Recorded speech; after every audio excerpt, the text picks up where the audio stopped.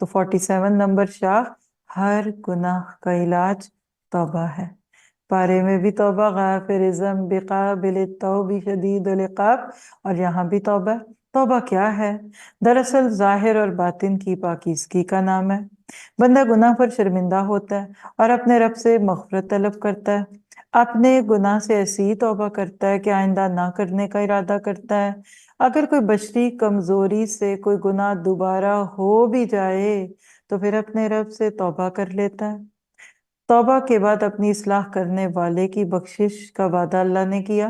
انعام 54، اَنَّهُ مَنْ عَمِلَ مِنْكُمْ سُوءًا بِجَهَالَةٍ ثُمَّ تَابَ مِنْ بَعْدِهِ وَأَصْلَحَ فَإِنَّهُ غَفُورٌ رَحِيمٌ۔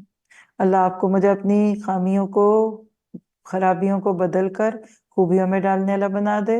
اور اس پہ حدیث جو آپ نے کئی بار سنی ہوگی، ترمذی کی روایت ہے، اللہ کے نبی نے فرمایا کہ اللہ تعالیٰ فرماتا ہے، اے آدم کے بیٹے، جب تک تم مجھ سے دعا کرتے رہو گے اور مجھ سے امیدیں وابستہ رکھو گے، میں تم کو معاف کرتا رہوں گا جو گناہ بھی تم نے کیے ہوں گے، اور مجھے کچھ پرواہ نہیں کہ تم نے کتنے گناہ کیے۔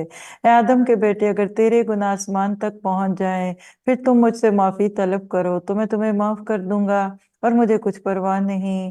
اے آدم کے بیٹے، اگر تم زمین کے برابر گناہوں کے ساتھ مجھ سے ملاقات کرو، لیکن جب تیری مجھ سے ملاقات ہو تو میرے ساتھ کسی کو شریک نہ ٹھہراتا ہو، تو میں تیرے پاس ان گناہوں کے برابر بخشش لے کر آؤں گا۔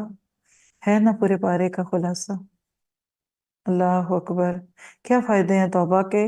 توبہ کرنے والوں سے اللہ محبت کرتا ہے، وہ کامیاب ہوتے ہیں اور اللہ سے خوشخبریاں پاتے ہیں۔